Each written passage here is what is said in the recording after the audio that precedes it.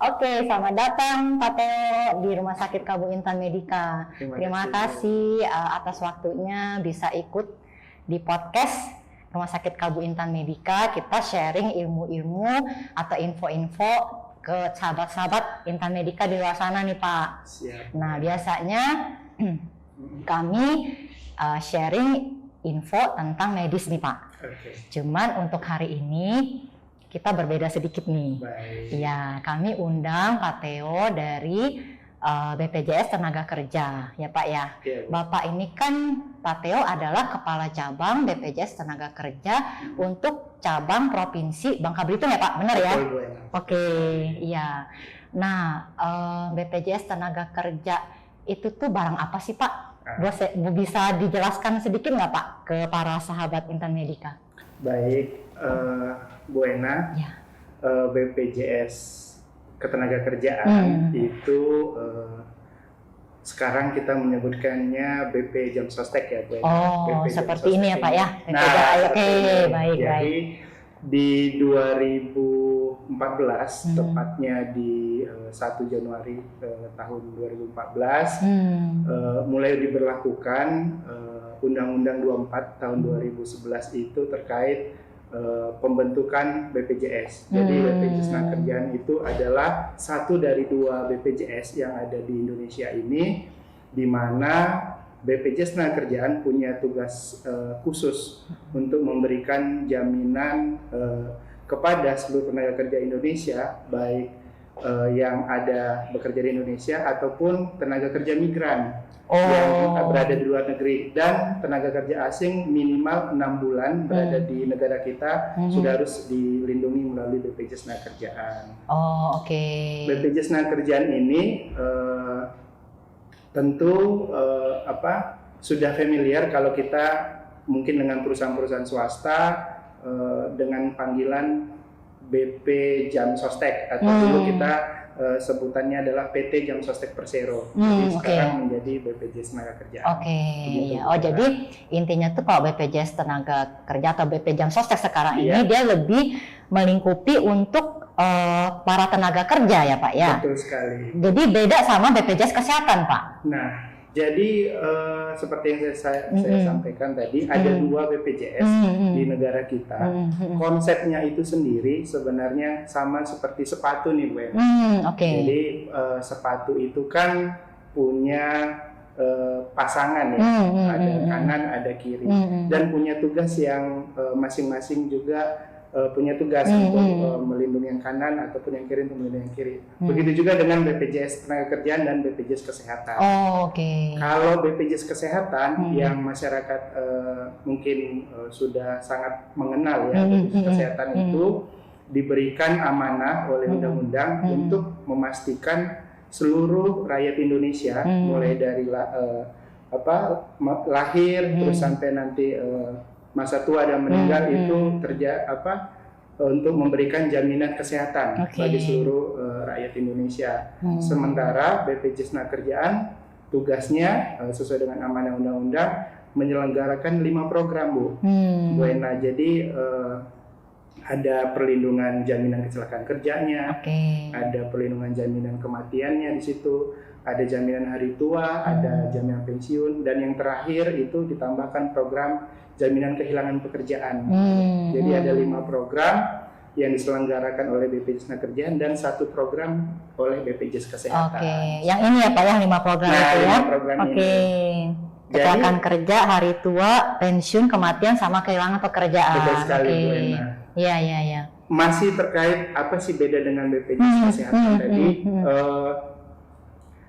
Tadi ya, kalau untuk fungsinya sendiri tentu BPJS Kesehatan lebih memastikan jaminan kesehatan diterima.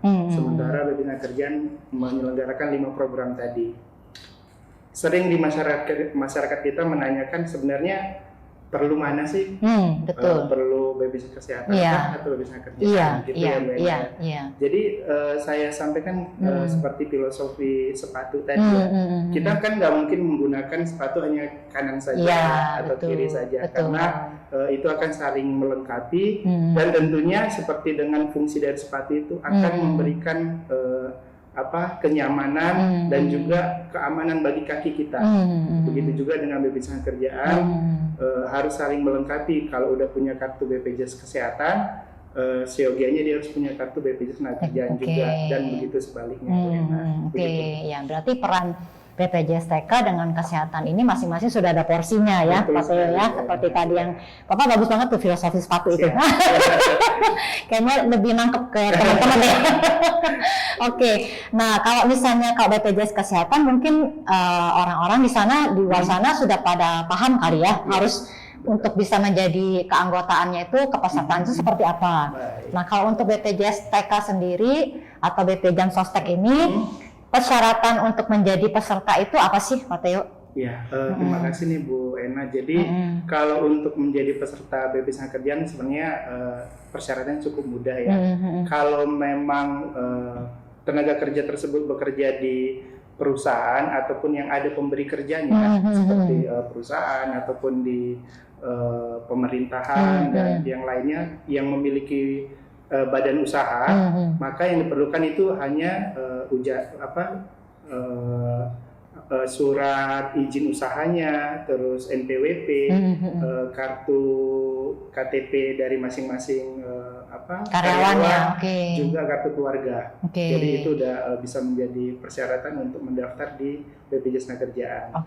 Kalau dia di luar perusahaan ada juga Bu Ena. Jadi pekerja-pekerja profesional ataupun pekerja informal itu juga bisa mendaftar. Dia cukup menunjukkan kartu keluarganya, KTP-nya, dan jenis usaha yang saat ini sedang ditekuni oleh si tenaga kerja informal tersebut.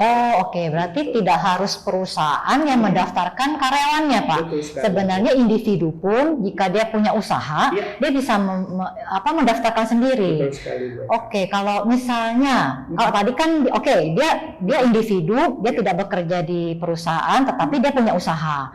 Tetapi kalau untuk misalnya yang individu tadi tambang rakyat itu, mereka kan siapapun bisa bekerja, sistemnya mungkin bagi hasil atau padahal itu untuk sebenarnya mereka pekerja-pekerja itu tuh butuh sangat penting untuk dilindungi pada saat bekerja ya Pak ya.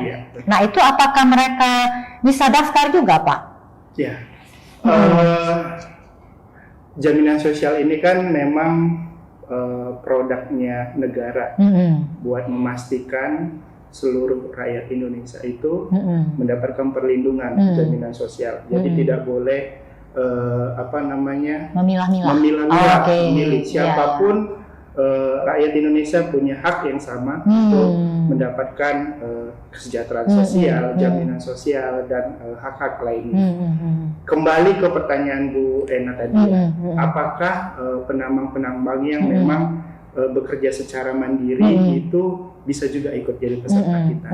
Nah, sebelum saya menjawab Bu Ena, jadi pekerja informal ini yang di luar dari pekerja yang ada pemberi upahnya atau majikan atau apapun, dia bisa tenaga profesional kayak pengacara, dokter, dan lainnya juga pekerja informal kayak nelayan, terus pedagang, pelaku UMKM, dan salah satunya adalah penambang rakyat tadi yang Ibu sampaikan.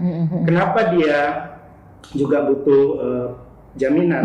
Karena di sini menunjukkan negara hadir untuk memastikan rakyat-rakyat kecil juga butuh negara hadir memberikan kepastian jaminan ataupun perlindungan bagi mereka. Seperti itu. Karena kita tahu untuk penambang rakyat apalagi yang masih menggunakan alat-alat tradisional, pastinya resikonya cukup tinggi Bu Ena.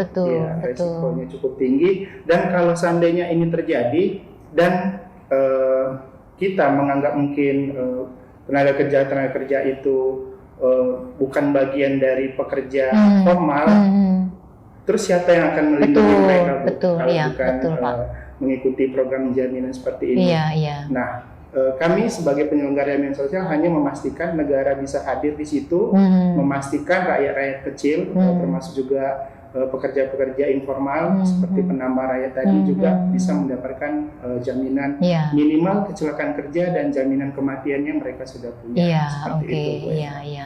Karena mungkin ya Pak, karena sebelum ini pun ya, sebelum Bapak tadi cerita, kami pun, aku pribadi pun berpikir, yang bisa jadi peserta BPJS Jam Sostek itu, BP Jam Sostek itu cuman orang-orang yang bekerja di kantoran.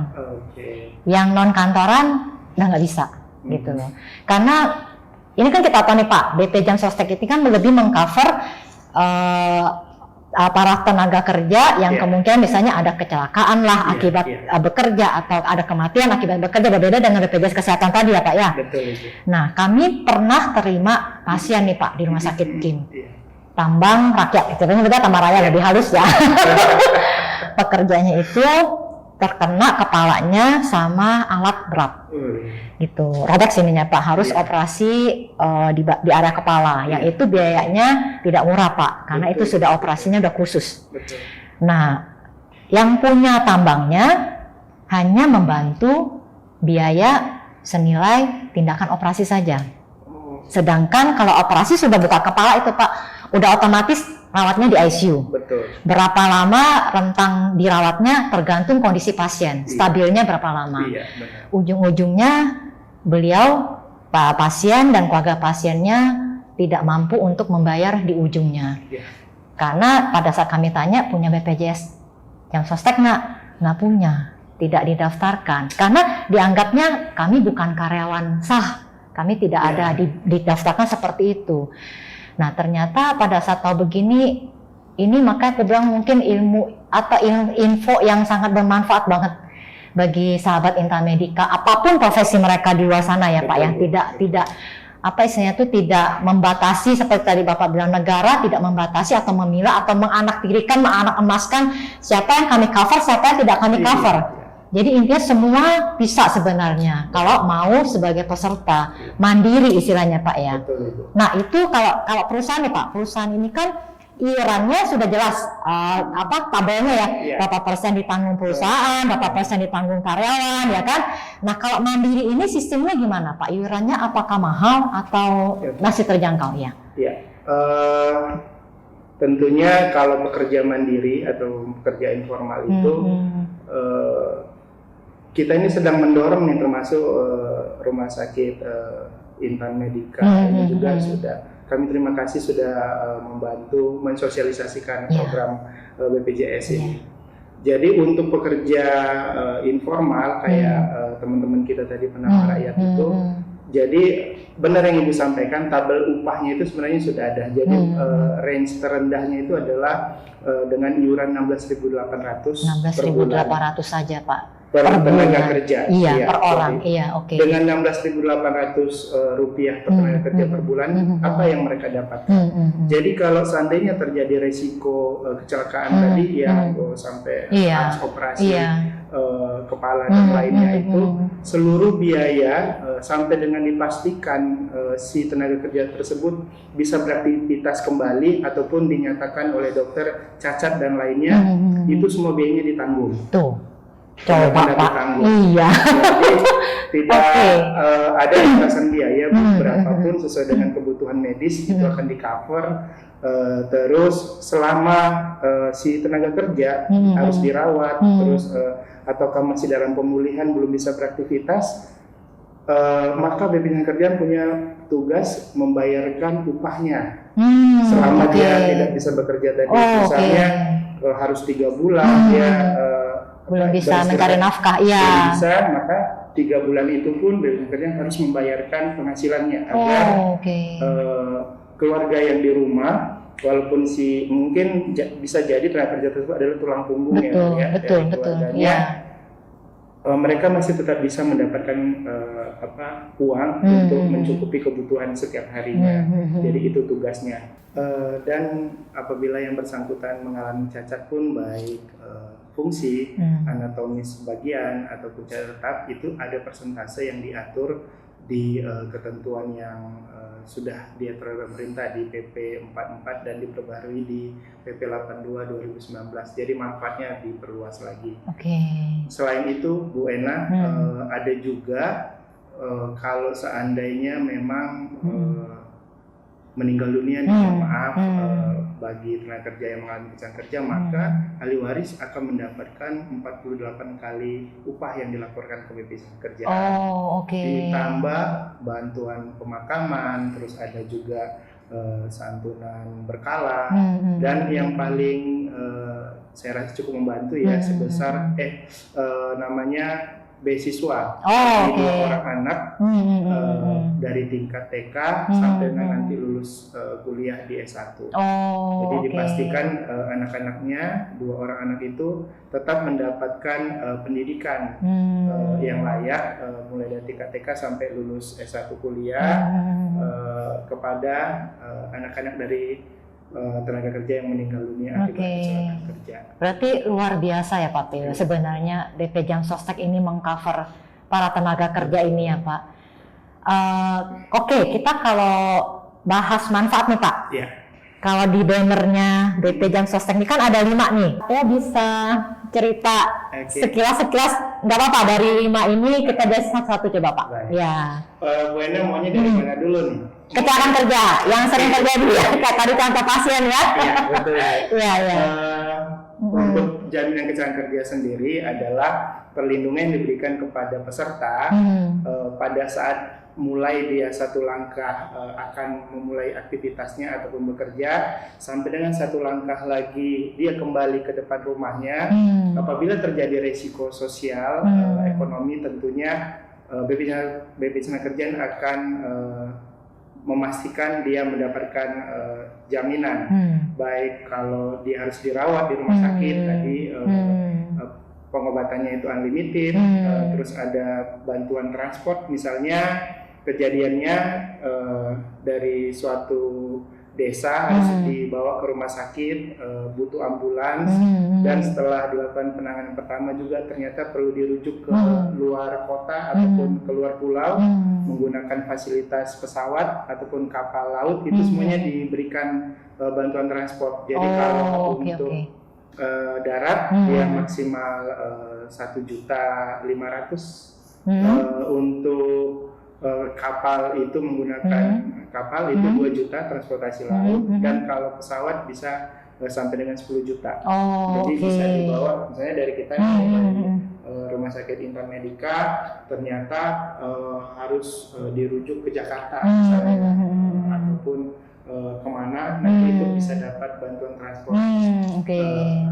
Selain itu tadi yang jaminan kecelakaan kerja, ada santunan cacat, terus juga ada santunan meninggal dunia akibat kecelakaan kerja yang 48 kali upah itu, juga ada beasiswa bagi 2 orang anak mulai dari tingkat TK sampai lulus kuliah, dengan maksimal plafonnya 174 juta untuk beasiswanya saja.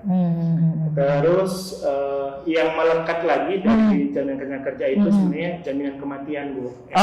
Jaminan kematian. Jadi kalau jaminan kematian, dia tidak melihat apa penyebab dari kematian tersebut. Selagi itu tidak ada hubungannya dengan pekerjaannya, maka otomatis ahli waris akan mendapatkan jaminan kematian. Contohnya kayak si peserta sedang santai di rumah, terus tiba-tiba kena serangan jantung di rumahnya lagi santai, meninggal nih, maka ahli waris haknya itu akan mendapatkan jaminan kematian sebesar nilai nominalnya 42 juta rupiah. Ini dibedakan ya Bu dengan kalau meninggalnya kecelakaan kerja. Kalau kecelakaan kerja kan akan pengalinya lebih banyak ya. 48 kalau tadi kita anggap aja upahnya 1 juta, berarti 48 juta plus beasiswa tadi ya. Bantuan pemakaman tadi 10 juta, terus juga ada santunan berkala 12 juta. Jadi total nominal tunainya 70 juta plus beasiswa. Maksimal 174 juta tadi. Kalau kematian dia tidak berkaitan dengan pekerjaannya, jadi meninggal di luar hubungan kerja misalnya, jadi sama meninggal alami. Jadi ahli waris akan dapat 42 juta plus beasiswa juga sebesar 174 juta apabila si tenaga kerja tersebut sudah terdaftar minimal 3 tahun. Oh, jadi, ada syarat itunya ya. Akan melekat beasiswanya juga Bu Ena untuk yang jaminan kematian. Tapi kalau misalnya kerja dia baru terdaftar hari ini, besoknya kejadian langsung terdaftar. Oh, oke. Yang beasiswanya ya. Tapi kalau yang kematian dia 3 tahun dulu baru otomatis melekat beasiswanya. Oke. Berikutnya jaminan hari tua ya. Jaminan hari tua ini sempat viral juga sebelum Lebaran kemarin, di mana sesuai peraturan pemerintah Permenaker sih sebenarnya mengharuskan pencairan JHT ini di usia 56 tahun karena memang kalau kita tarik definisi dari jaminan hari tua, seyogianya memang ditariknya ataupun dimanfaatkan ketika sudah masuk masa tua. Tapi kondisi dan memang kebutuhan masyarakat juga saat ini butuh fresh money, memang harus langsung dimanfaatkan. Maka pencairan JHT ini yang usia 56 dibatalkan, jadi tetap bisa dicairkan semenjak 1 bulan dari yang bersangkutan mengundurkan diri ataupun dinyatakan sudah berhenti dari perusahaan. Jamin hari tua ini prinsipnya seperti menabung, menabung dengan ketentuan ada sebagian yang ditarik dari upah si tenaga kerja sebesar 2%, ditambahkan 3,7% oleh pemberi kerja. Jadi tenaga kerja mendapatnya 5,7%. Itu full akan dikembalikan ke tenaga kerja plus hasil pengembangan selama dia menjadi peserta. Harapannya itu bisa dimanfaatkan untuk modal usaha ataupun melanjutkan kebutuhan hidup apabila dia memang belum mendapatkan pekerjaan baru untuk JHT. Nah, setelah itu ada jaminan pensiun. Jaminan pensiun ini tergerak dari kita dulu kalau mau melamar seorang gadis nih biasanya ditanya dulu nih pekerjaannya apa gitu ya PNS atau bukan dan orang-orang tua dulu itu pasti menginginkan anaknya itu dinikahi oleh PNS. Karena apa? Karena PNS itu kan dikenal dia punya jaminan pensiun, jadi masa depanmu aman gitu kan, terjamin gitu ya. Terjamin, gitu. Nah sekarang Lena dengan adanya program jaminan pensiun ini, maka karyawan yang bekerja di swasta pun punya hak yang sama. Teman-teman yang bekerja di swasta hak pensiunnya sama, dia akan tetap dapat gaji bulanan yang di masa pensiunnya, pensiun bulanan sampai dengan maksimal anak dia yang kedua. Jadi sama kayak PNS betul. Mulai dari mungkin misalnya si bapak usia 58 tahun pensiun misalnya, terus dia akan dapat bulanan. Nanti kalau si bapak sudah meninggal jatuh ke pensiun janda, nanti istrinya juga sudah meninggal akan turun ke anak pertama.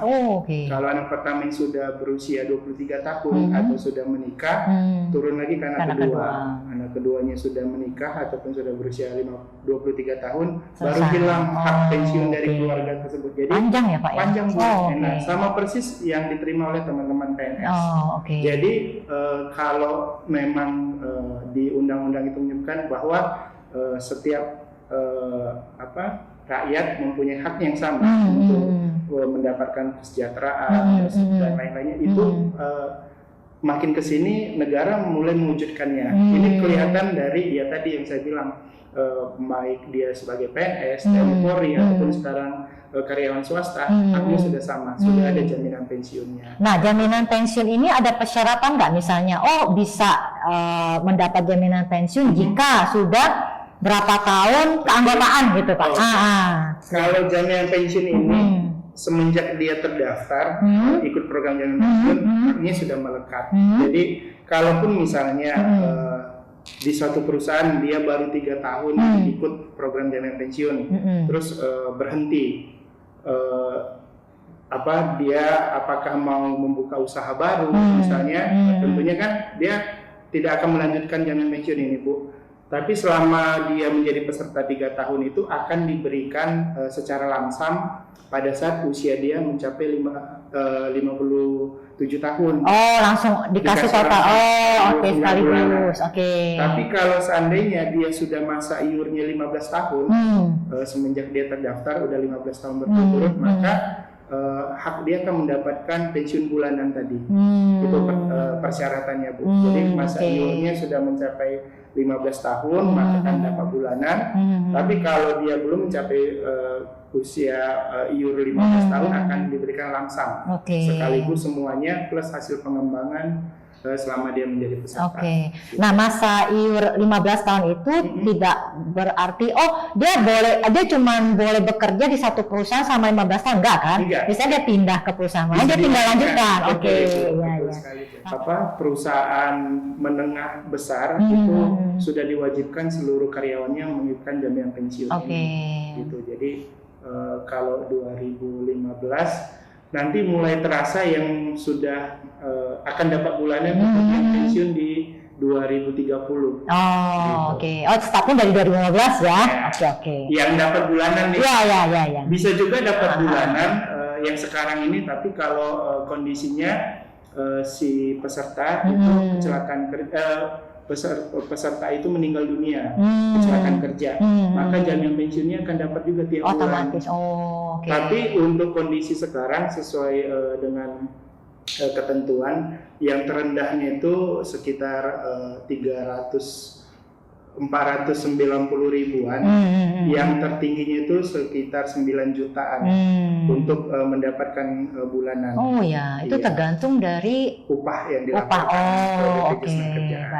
Baik. Sip. Ya. Itu jaminan pensiun. Yang terakhir jaminan kehilangan pekerjaan. Nah, jaminan kehilangan pekerjaan ini juga berkaitan dengan Undang-Undang Cipta Kerja, Bu Ena. Jadi di Undang-Undang Cipta Kerja itu dimunculkan satu program baru yang ditempelkan ke BPJS Tenagakerjaan. Jaminan kehilangan pekerjaan ini berarti jaminan yang diberikan kepada tenaga kerja yang mengalami PHK, PHK sepihak. Jadi bukan mengundurkan diri, bukan juga karena habis kontrak. Jadi dia diberhentikan sepihak, maka tenaga kerja akan mendapatkan pengganti penghasilan selama 6 bulan, 45% itu 3 bulan ke depan dan 25%-nya 3 bulan berikutnya. Jadi ada diberikan oleh negara pengganti upah atau pengganti gaji selama masa menunggu dapat kerja lagi. Nah, selain dia mendapatkan uang tunai tadi, dia juga diberikan pelatihan untuk mengupgrade skillnya supaya nanti ketika dia sudah siap bisa bekerja di tempat yang baru. Dan satu lagi dibukakan akses bursa kerja, Bu.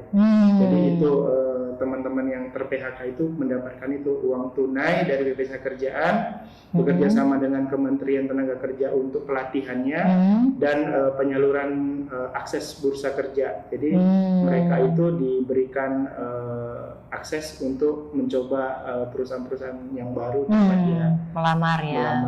Jadi kalau misalnya dia dipecat, kemudian dia nggak ngapa-ngapain, nggak bakal dapat lagi ya Pak ya?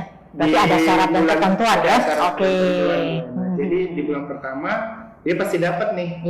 Nanti pada saat pengajuan bulan kedua harus dibuktikan apa nih udah mencoba melamar mana saja atau sudah ikut pelatihan kah? Nah, untuk komposisi iuran dari jaminan kehilangan pekerjaan ini tidak ditambahkan lagi iurannya ke perusahaan ataupun ke tenaga kerja. Jadi rekomposisi dari jaminan kecelakaan kerja diambil, terus sebagian juga 10%-nya itu dari APBN. Jadi ada dana penyertaan pemerintah plus operasional dari BPJS Tenagakerjaan. Jadi tidak dengan ditambahkan satu program dia tidak menambah iuran. Tetap ya. Dengan iuran. Kalau yang tadi aku lumayan lagi nih Pak yang mengenai jaminan kecelakaan kerja. Tadi Bapak bilang satu langkah keluar dari rumah sampai satu langkah masuk ke rumah, kembali ke rumah. Itu kan berarti istilahnya itu pada saat mau bekerja dari rumah ke kantor atau apapun lah tempat pekerjaannya sampai balik lagi ke rumah. Dengan catatan rute jalannya itu sesuai ya Pak? Benar sekali. Kalau misalnya nih rumah yang biasa dia lalui, misalnya contoh, misalnya dia kerja di Pangkal Pinang, ya kan, dari Jalan Baru ke Intan Medika deh, ya kan? Katanya kecelakaannya di Sungai Liat Pak. Memang atasannya mengetahui dan itu memang perintah atasan, ternyata harus ada yang dijemput misalnya. Dalam ruang lingkupnya memang dalam hal kedinasan ataupun berkaitan dengan pekerjaan itu masih di cover Bu, masih masuk. Yang repot itu kayak tadi Bu, harusnya ke Intan Medika, tapi dia ke Sungai Liat cuma mau foto-foto. Terjadi kecelakaan lah ya. Bukan masuk kategori kecelakaan kerja. Ya berarti kalau misalnya tadi Bapak bilang atasan mengantar, berarti itu ada surat tugas Pak dari perusahaan ya, bisa membuktikan memang ditugaskan, lain cerita. Kalau itu urusan pribadi berarti BPJS Jam Sostek tidak mengcover ya Pak. Untuk kecelakaan kerja. Iya, untuk kecelakaan kerjanya ya, karena tidak secara ini tidak lazim kali ya, bukan rute yang seharusnya dan tidak ada penugasan apapun ke yang individu ini ya. Baik. Nah Pak, ini aku ada teman kemarin sempat curhat ceritanya. Jadi dia keluar dari perusahaan A, kemudian masuk lagi ke perusahaan B, baru ya Pak ya. Nah, yang jaminan hari tua ya seperti Bapak bilang lah, orang perlu cash flow ya, kita nggak bisa bilang oh nggak boleh, harusnya tunggu umur Bapak, nggak. Jadi mungkin butuh uang, dicairkan lah. Berarti kan otomatis tidak ada lagi pembayaran uang, nggak ada pembayaran iuran lagi, jadi nggak aktif. Nah, pada saat di perusahaan baru itu ada ketentuan dari perusahaan tersebut bahwa karyawan yang masih dalam masa kontrak tidak didaftarkan PP Jam Sostek. Jadi untuk saat ini teman aku itu tidak ada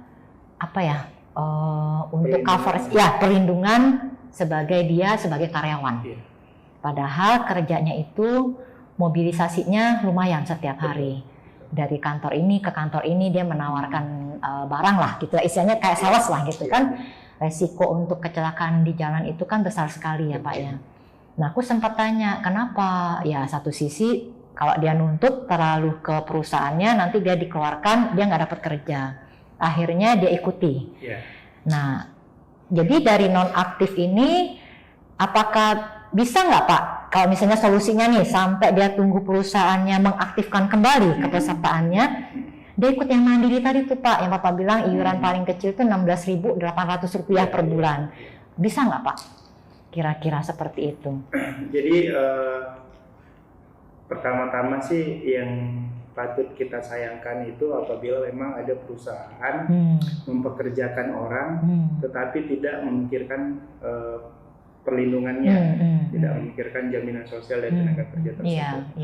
Kalau kita tarik di Undang-Undang 24 2011 itu, bagi pemberi kerja yang tidak mendaftarkan dan tidak menyetorkan iuran BPJS Tenagakerjaannya bisa dikenakan ada beberapa nih. Pertama itu sanksi penghentian pelayanan publik tertentu, TMP2T. Jadi perizinannya bisa dicabut atau dibekukan, terus mau buat SIM atau IMB juga ditahan, tidak diperkenankan, dan izin-izin yang lainnya karena itu sudah tertuang di peraturannya.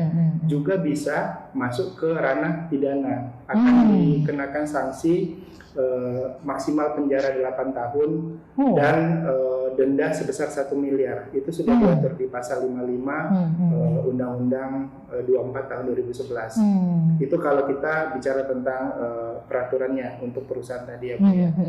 Nah, kita di BPJS Tenagakerjaan sebenarnya ada namanya petugas pemeriksa pengawas dan pemeriksa. Tugasnya itu menerima laporan dari pihak-pihak baik tenaga kerja atau pihak lain yang ditenggarai memang perusahaan tersebut tidak patuh. Jadi di kita ada kanalnya untuk melaporkan hal-hal seperti itu. Untuk identitas dari si pelapor itu akan dilindungi dan tidak akan dipublish untuk mengamankan tadi kayak jangan-jangan setelah dia melapor, tahu-tahu dia diberhentikan. Betul, Jadi betul. itu dipastikan si pelapor itu aman dan dilindungi.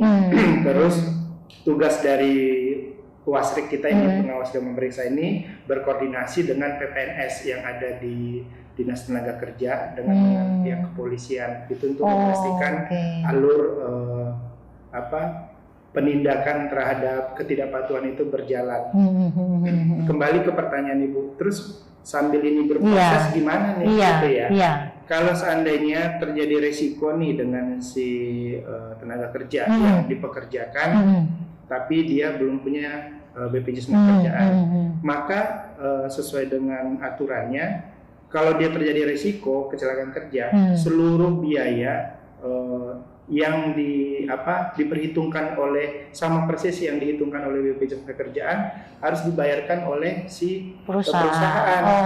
Berapapun itu, termasuk juga di situ sementara tidak mampu bekerjanya, perhitungan cacat apabila cacat, dan meninggal dunia pun harus sebesar berapa yang diperhitungkan oleh BPJS Ketenagakerjaan. Jadi solusinya baiknya gimana nih Pak bagi yang kasus seperti teman aku itu, kan intinya kalau udah lapor ke PHI segala macam kan jadi ribut ya Pak ya, kita kan nggak mau, semua juga mau kerjanya kan baik-baik dengan perusahaan itu. Nah, kalau menurut Pak Theo ini kasih solusi gimana caranya sambil menunggu dari perusahaannya tetap sudah bisa mendaftarkan, nah masa tunggunya itu gimana baiknya teman aku ini ya? Sambil menunggu proses dia terdaftar sebagai pekerja penerima upah, untuk mengcover minimal atas kesadaran diri, dia perlu dapat jaminan sosial. Silakan nanti mendaftar dulu aja melewat program bukan penerima upah. Jadi minimal cukup ikut jaminan kecelakaan kerja sama jaminan kematiannya dengan program BPU tadi. Paling nggak itu sementara yang bisa dilakukan sampai dengan dia mau melaporkan ke BPJS Ketenagakerjaan ataupun ke Dinas Tenaga Kerja untuk dilakukan pemeriksaan kepada perusahaan tersebut. Jadi tetap bisa dia mendaftar di BPJS Ketenagakerjaan, mendapatkan perlindungan dengan program bukan penerima upah tadi. Yang mandiri itu ya. Oke. Yang iurannya tuh kalau 16.800 per bulan itu. Itu dengan catatan upah yang dilaporkan tuh berapa Pak? 1 juta. Nah nanti kelipatan berapa berbedanya itu Pak? Untuk iuran bukan penerima upah sebenarnya ketentuannya 1% itu menjadi iuran jaminan kecelakaan kerja atau 1% dari gaji yang dilaporkan JKK-nya. Untuk jaminan kematiannya dia flat 6.800. Makanya ketemu angka 16.800 itu dari situ Bu. Kali 1% kan 10.000 plus 6.800. Jadi kalau dia ngelaporin upahnya misalnya 2 juta, berarti tinggal tambah 10.000 lagi. Baik. Dari 2 juta 20.000 plus 6.800. Nah, jadi dengan membayar itu bisa tercover yang jaminan kecelakaan kerja sama kematian ya, Pak. Karena itu yang paling penting ya, Pak Theo ya. Wah, ini solusi yang baik sekali nih, terutama nanti buat teman aku yang tadi khususnya ya. Dan yang buat teman-teman sahabat Intermedika di luar sana mungkin mengalami hal yang sama, Pak Theo ya. Aku yakin banyak kok yang mengalami hal yang sama. Karena ya seperti Bapak cerita lah, mungkin tidak semua perusahaan yang patuh mengikuti aturan. Padahal harusnya dari hari pertama karyawan itu bekerja sudah harus didaftarkan. Ya. Kalau misalnya memang dalam masa waktu percobaan dia keluar ya sudahlah, kita selesai dari perusahaan, sudah selesai kewajibannya ya. Nanti tinggal yang bersangkutan perusahaan yang barunya gitu ya Pak ya. Seperti yang udah dicontoh oleh Rumah Sakit Kalbu Intermedika ini ya, lah. Baiklah. Terima kasih. Ya, oke Pak Theo. Jadi untuk tenaga kerja yang mandiri, yang kalau dia sudah ikut yang tadi bukan penerima upah, kalau kecelakaan seperti misalnya tadi tambang rakyat, para nelayan, yang kalau misalnya apapun kejadiannya, kecelakaan pada saat kerja 100% ditanggung tanpa batas ya Pak ya. Nah, bagi teman-teman yang masih belum mengetahui nih mengenai adanya BPU istilahnya ya, bukan penerima upah yang sebenarnya bisa mereka jadi peserta BPJS Kesehatan. Apa langkah-langkah yang sudah dilakukan oleh BP Jam Sostek? Apakah sudah sosialisasi sejauh apa gitu Pak? Untuk program bukan penerima upah, karena dari persentase tenaga kerja yang ada, khususnya Babel ya Bu ya, Babel berdasarkan data BPS di 2021 yang terakhir, masih ada potensi sekitar 291.000 tenaga kerja, dan itu sektornya sektor informal Bu. Sama seperti Bu Ena sampaikan, pekerja informal, bukan penerima upah. Nah, dari 291.000 ini yang baru terdaftar di BPJS Ketenagakerjaan itu baru sekitar 38.000. Waduh. Berarti masih gapnya kan cukup tinggi ya. Ini sebenarnya PR kita bersama sih. Yang kita lakukan, kita tetap meminta inisiasi dari perusahaan-perusahaan tentunya, memastikan seluruh pegawai karyawannya itu terdaftar, tercover di BPJS Ketenagakerjaan. Juga pekerja-pekerja rentan yang ada di seputaran lingkungan dari perusahaan-perusahaan tersebut. Jadi apakah itu dalam bentuk CSR untuk memberikan jaminan sosial kepada pekerja-pekerja rentan tadi, ataupun melalui kerjasama sosialisasi, edukasi, itu juga kita lakukan. Contohnya seperti saat kita sekarang ini dengan rumah sakit Kalbu Intan Medika, ini termasuk mengedukasi juga untuk sahabat-sahabat Intan Medika bagi yang memiliki aktivitas kegiatan ekonomi. Kadang kan sekarang anak-anak muda khususnya milenial ini kan mereka punya aktivitas kegiatan tidak lagi di kantoran-kantoran, mereka punya usaha sendiri. Terus ada juga yang udah di UMKM atau e-commerce dan lainnya. Tentunya mereka ini punya risiko juga. Nah, dengan edukasi yang kita lakukan seperti ini, mudah-mudahan teman-teman bisa terinspirasi juga untuk secara sadar melindungi dirinya. Paling enggak kalau mereka udah terdaftar, ataupun teman-teman yang di seputaran yang kita di lingkungan kita itu bagi pekerja-pekerja rentan tadi itu juga terdaftar, ini paling tidak bisa menekan munculnya orang-orang miskin baru Bu. Betul. Jadi karena kalau ini misalnya tulang punggung keluarga terjadi resiko, terus harus mengeluarkan biaya besar dan lainnya, atau malah meninggal dunia, terus dia tidak punya apa-apa untuk meneruskan atau melanjut kehidupan. Dengan ikut program ini, beasiswanya ada untuk pendidikan, anak ya, uang tunai untuk digunakan ada. Paling nggak ini bisa menekan tingkat kemiskinan baru yang muncul. Jadi ini salah satu program strategis dari pemerintah juga untuk menekan angka kemiskinan. Betul. Jadi kalau kami ya Bu, yang tadi Ibu tanyakan ya, menghimbau untuk yang bukan penerima upah ini, yuk kita coba lihat nih manfaatnya tadi seperti apa. Kita harus sama-sama, karena masih banyak gap yang belum jadi peserta, yang apakah dia belum terinformasi, ataukah memang belum atau belum ngerasa perlu seperti itu itu tugas kita bersama. Ya kita berharap dari sahabat Intan Medika yang menonton podcast kita ini bisa sebagai marketing dari mulut ke mulut lah ya, untuk menjelaskan ke keluarganya atau ke temannya yang mungkin dia tahu, oh ini mungkin masuk golongannya yang BPU gitu ya. Yang tadi Pak Theo bilang menciptakan kemiskinan baru tuh setuju banget tuh Pak. Contoh yang tadi lah, pasien yang tadi datang dengan kondisi begitu, ya rumah sakit mengupayakan apapun caranya pasien bisa hidup kembali, ya kan? Tapi memang kita tidak bisa menutup kemungkinan ada biaya yang dibutuhkan untuk perawatan tersebut. Iya. Jika yang bersangkutan sudah menjadi anggota, udah nggak pusing lagi ya Pak ya, biaya rumah sakit udah 100% ditanggung oleh BPJS TK. Nah kayak gini teman-temannya ikut nombok, kan jadi kasihan gitu loh. Kitanya juga udah istilahnya tuh berusaha membantu semampu kami lah ya gitu ya. Nah, tapi ya semua ada keterbatasan. Jika kalau dengan di cover oleh BPJS TK, nyaman buat yang sakitnya, tenaga kerjanya atau karyawannya, keluarganya pun terjamin, istri sama anak-anaknya gitu Pak ya. Nah rumah sakit di Bangka Belitung ini mana saja yang sudah bisa menangani pasien-pasien dari BPJS TK, peserta BPJS TK?